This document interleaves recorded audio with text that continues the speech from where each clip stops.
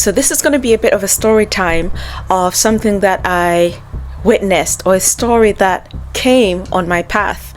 This was triggered by a story that I heard yesterday. I was debating whether to share this story until I heard another story that is similar to what I'm going to share as well. So this lady basically, I'm going to show you the clip. This lady basically talks of a boy who took part of the pyramid from Egypt, took it to supposedly America, and then things started to happen. Now I have my own story, but first let's watch what she says before I can tell my own story. Check this out. Please tell me someone else saw the video of the woman who said that her son stole a piece of the pyramid in Egypt and brought it home. Now I'm assuming home is America, but it gets crazy. First of all, anyone spiritual or with sense knows that you're not supposed to take things from ancient grounds.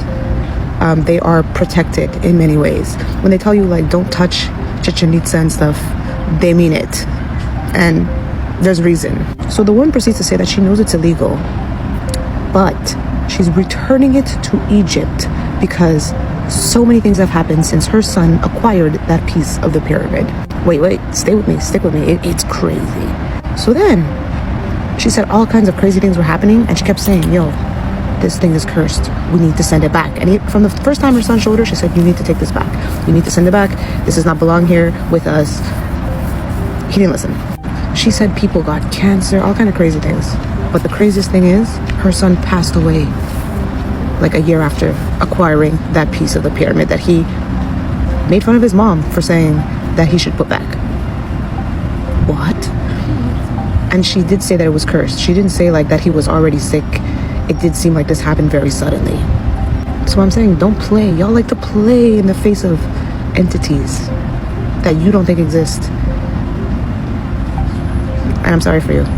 So basically you can hear from this story that this boy brought a piece of the pyramid to the United States supposedly, and then that item ended up being cursed, and there were a lot of things like you explained that were happening after that. Now I believe that certain things that you can bring into your environment can be cursed, especially some of these antique things, like you want something that is ancient, you want a piece of history. Sometimes it could just be even something which is like modern, but the intention of the person that created it. It could even be maybe like a painting. And I know me talking about these things just makes me sound a little bit like crazy and things like that, but you heard the story for yourselves, and you've seen like what the consequence of that was. Now I'm gonna tell you my own story. This happened when I was in the New Age. So now this story is actually a few years back. It could actually even be up to like 8 years or something like that. No, actually it's more than that. And this was when I was still like in the New Age. Basically one day I was on a flight. Now I can't quite remember where I was coming from, but I was actually having this connecting flight through France. And I remember when I got on the flight, I was thinking to myself, I just want to be quiet. Like many people, sometimes I just wanted to have like a quiet flight. So when I sat down, this other woman came along and she sat next to me. It was like this English lady. And so we started having a conversation. But you know, lo and behold, it ended up being like, at the time, I thought it was a very enlightening conversation. This woman was like connected to the Theosophical Society of London. And for those who know that, you know, like Madame Blavatsky, basically this is like it's like a new age type of society slash very dark stuff. So her and I just started talking, and at the time I was like so into the new age and I thought that was a thing. I was like enlightened, and I remember at one point like our conversation was just like really flowing for hours and hours. And at one point she was so shocked because she said, I really apologize, I didn't realize that a brown person would know so much about this, and I don't mean this like offensively. And I didn't take any offense to that. But so she told me this story where she was like, so she was coming from Egypt, and she said that there was a time where one day she went to like these antique markets where you can just buy like souvenirs, and she got something from the market. I don't quite remember what it was, whether it was like I don't want to say a lamp, but I'm thinking a lamp. Let's just say she got a lamp. And so she took this lamp home, and after that, a lot of things started to happen. Like strange things started to happen. She Sometimes she would wake up in the night and then she would find like scratchings or like scratch marks on the wall and things like that. And a lot of things were happening in her apartment that were really strange. And then one day she went to like ride a camel, and she said that she was thrown off the camel and she fell like really far away. And it's like people saw what had happened, so they suggested, or somebody suggested to her, that she needed to see an exorcist. So obviously Egypt being like a Muslim majority country, she went and she saw like a Muslim exorcist, and this man said that there was a bad jinn that was connected to the lamp that she had bought. So after that, she had to get rid of the lamp, and he did his prayers or whatever it was. And she just, at the time, she was just saying to me, like, there was a bad jinn. And me being in the new age at the time, I thought, all right, a bad jinn is definitely some malevolent, I don't know if I've pronounced that well, like some dark entity or dark forces that were connected to the lamp. Now I realize, as a believer, as a Christian, and someone who follows Jesus Christ, that those were demons that were attached to that object. That object was accursed. Anyway, after that, she said she got rid of that lamp and all the activity that was happening then stopped. So finally we arrived at Charles de Gaulle Airport, which is in France, and the lady got off. And I remember just like being in shock, because we had such a long conversation and I wasn't expecting that as well. So I decided to look outside the window, and when I looked, I saw that she was limping. And you know what? That just gave so much credit to this story. Like, this story that she was telling me, that she was thrown off the camel, was actually made much more credible and true, because I could see that she was limping. And to me, that was just like, I was shocked, if I'm genuinely honest. I was like completely shocked. But as believers, we know that there's power in the name of Jesus Christ. And when we pray, demons have to flee. And we don't have to be afraid of these things, because God has not given us a spirit of fear, but a spirit of power, love, and a sound mind. But that doesn't mean that, we now just become really careless and we can do what we want. Because obviously, even though we have God's protection, it doesn't mean that we should not listen to the advice that He gives us in the Bible about, keeping these things that are accursed away from us, away from our camp.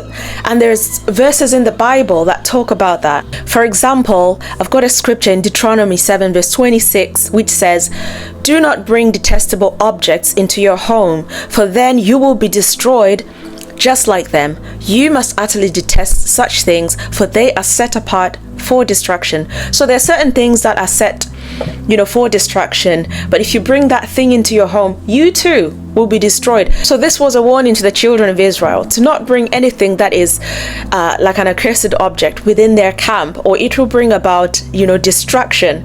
And you can see that it's happening even today, like with the story of that woman that mentioned a boy who took a piece of the pyramid. What ended up happening, sadly, the boy died, and a lot of mysterious things were happening around him. And then also, this lady that I've told you about, this English woman, she ended up being thrown off a camel. A lot of things were happening, and she literally knew that that was because of something that she bought from a market that was cursed. That's why we have to be careful when we go on vacation or holiday, whatever you want to call it. You get excited and you want to buy all these collectibles. Sometimes you could end up bringing something that's just going to bring so much trouble in your life, so much spiritual warfare. And I'll share another final story in relation to accursed objects. So this happened in 1922, when British archaeologists first opened the tomb of King Tutankhamun in Egypt. So this crew, the original crew that opened up King Tutankhamun's tomb in 1922, faced a lot of tragedies, and I have the story written here. But it's once they discovered that the tomb itself, certain things started to happen. Now we know all these Egyptian tombs, sometimes they had inscriptions on them to warn people from not taking anything, from not opening them, and that if they did that, curses will follow them. Unfortunately, that did happen to this group. So there was Lord Carnarvon, who funded this trip. I hope I'm pronouncing the name properly. He funded the trip, and he was with Howard Carter, who was an archaeologist, and he came with an archaeological team. So they opened the tomb together, and they found that it was filled with like treasures, as you would expect in Egypt. It was filled with stuff like gold statues, wine, chariots, anything that this young king would need in his afterlife. So obviously they had a lot of fame after that followed them. So the crew became really famous after that, and so they decided to take like some time off for like a holiday. But you know what? That's when everything started to go wrong. That's when like weird things started to happen in their lives.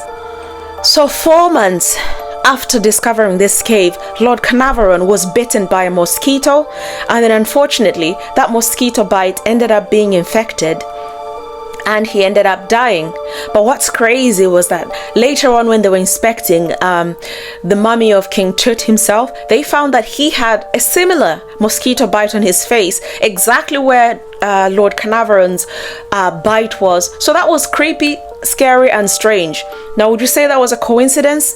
You tell me. So that didn't end there. So with the mosquito bite that he had, he ended up catching pneumonia, and he tragically died. Several other people also faced their own misfortunes, and they also some died mysterious deaths, as you would expect. I'm not going to go into it, and if you want to know more about the story, you can easily find it. Like, you can research this and you'll find all the details about it. So one of the people, there was one of the people who was friends with the people that did the excavations. So he was given like an orb, like a glass orb with like a hand in it.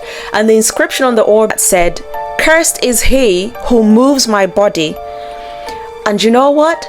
When this person was given that glass orb with the hand in it and the inscription, his house ended up catching fire.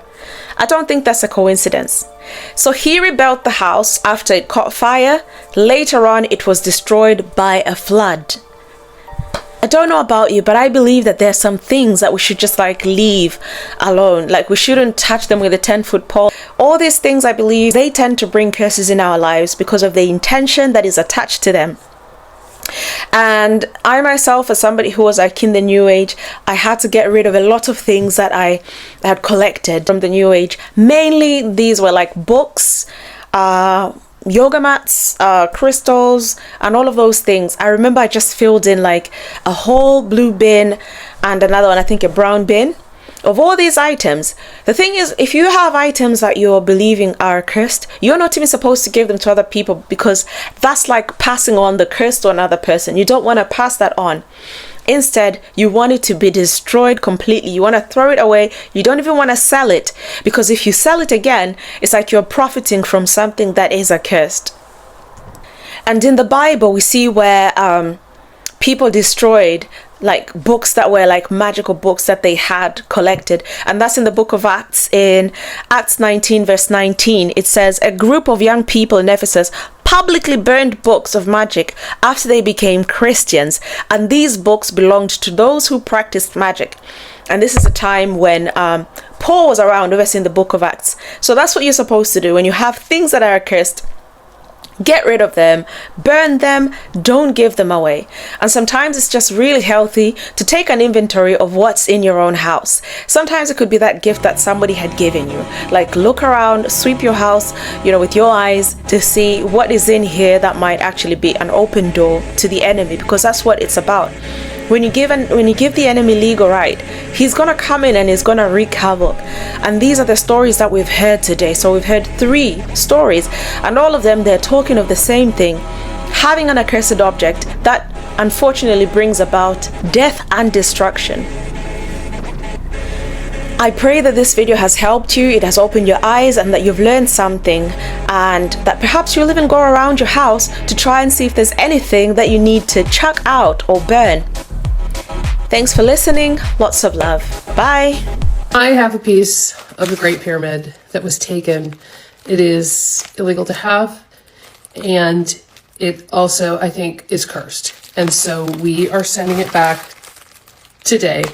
It's taken me, it's like one of those things, it's not hard, but it has taken me so long to like pack this thing and get it out of my house. And so I have some foam, I have bubble wrap, I have the envelope that it came in, And I have this box, although it won't ship flat rate to Egypt. The guy at the post office told me that I could in fact use this box. So that's what I'm going to do. If you're new here, a year and a half ago, my oldest son went to Egypt and brought home what he said was a piece of the pyramid. Said he broke it off and brought it home. And immediately I was like, you have to send that thing back. That it needs to go back from where it came. Like it does not belong with us. And after he brought that back, our family has been cursed with nothing but bad luck, and terrible things have happened. And eventually he actually passed away in March. And I'm not making light of him passing. I'm processing that off of TikTok. It's what it is. So, but we've had deaths, we've had cancer, we've had hospitals have happened. And every time something bad happened, I was like, we have to get that piece of the pyramid gone. And he always laughed and told me I was crazy. And when he passed, I had to get this pyramid and get it out of our family and get it back to where it came from. And that is what I'm going to do. So I asked in the last video that I made, and it's been like a month because I've been putting it off. I think it's actually been like 3 weeks, but I've been putting it off because it's one of those things that's not hard, but you're just not ready to do it. And I need to do it because I'm leaving on a trip in a week. So, yeah, I'm going to put this in here, and then I'm going to very gently put the piece of the pyramid. There it is, in a lot of bubble wrap. And then I'm going to write a little handwritten note and just explain why this is coming back, and to please forgive us and accept our deepest and sincerest apologies from our family.